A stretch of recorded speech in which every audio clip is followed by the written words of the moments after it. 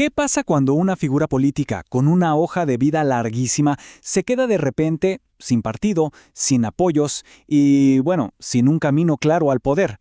Hoy vamos a desentrañar el caso de Juan Carlos Pinzón, que es una de las situaciones más complejas de la política colombiana actual. Es que esta frase lo resume todo, ¿no? Captura el drama a perfección. Pinzón, un hombre que suela por todos lados, se encuentra metido en un verdadero laberinto político. Su aspiración presidencial parece que se va diluyendo entre reuniones con empresarios que ya no están tan seguros y un panorama político que simplemente le cierra las puertas en la cara. Y esa es la pregunta del millón. No aparece un partido que lo quiera acoger, ni un electorado que lo esté pidiendo a gritos. Entonces, ¿cómo se llega a este punto? Para entenderlo, hay que ir viendo las puertas que se le han cerrado, una por una. Arranquemos por el que fue, quizás, su intento más importante, buscar el aval del uribismo. Hablamos del movimiento político liderado por el expresidente Álvaro Uribe, que es una fuerza clave en la derecha colombiana. A ver, hace solo unos meses el rumor era fuerte. Se decía que Pinzón estaba buscando cómo meterse en la consulta interna del Centro Democrático. Parecía un movimiento lógico para alguien de derecha, ¿verdad?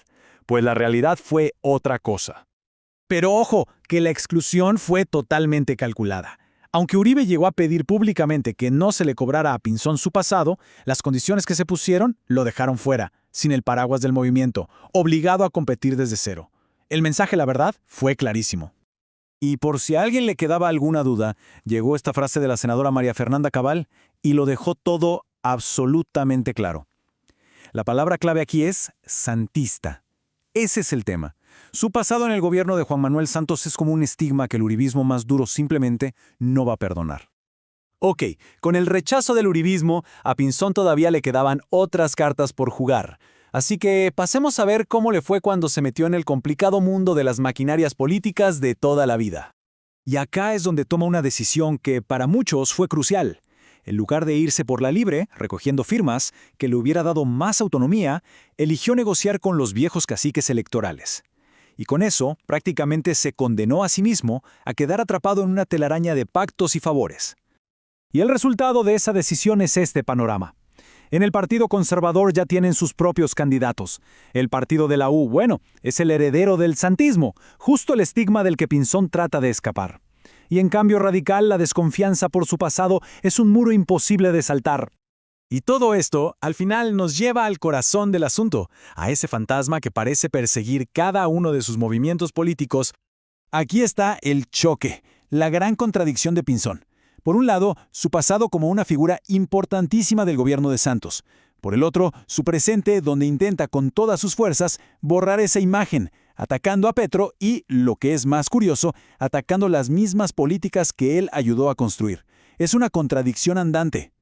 Y claro, esta contradicción no es solo un debate, tiene consecuencias muy, pero muy reales. Su campaña no está proponiendo, se la pasa a la defensiva. Los empresarios que al principio lo apoyaban ahora lo ven con recelo. Y mientras tanto, otras figuras que no cargan con ese pasado, como Abelardo del Espriella o Vicky Dávila, empiezan a crecer en las encuestas, capturando justo al electorado que él quisiera tener. Entonces, si juntamos todas estas piezas del rompecabezas, ¿qué tenemos? Un panorama de aislamiento político total. Hay una metáfora que lo describe a la perfección. Una figura que anda como un espectro por los pasillos de la política, con un discurso que nadie reclama como suyo. El uribismo yo le dijo que no, y los partidos de siempre lo ven como una figura sin fuerza propia, sin maquinaria. Está completamente atrapado. Defendiendo lo que fue, se ha vuelto incapaz de proyectar lo que podría ser. Y cada opción que se le cierra es como una luz que se apaga en ese pasillo. Su figura se va quedando cada vez más en la penumbra, desvaneciéndose del mapa político. Y así, su destino político parece estar ya escrito, condenado a que se le recuerde no por lo que hizo, sino por ser eternamente. Ese es el título que parece que va a definir su carrera política actual. Un aspirante cuya candidatura en realidad nunca terminó de nacer.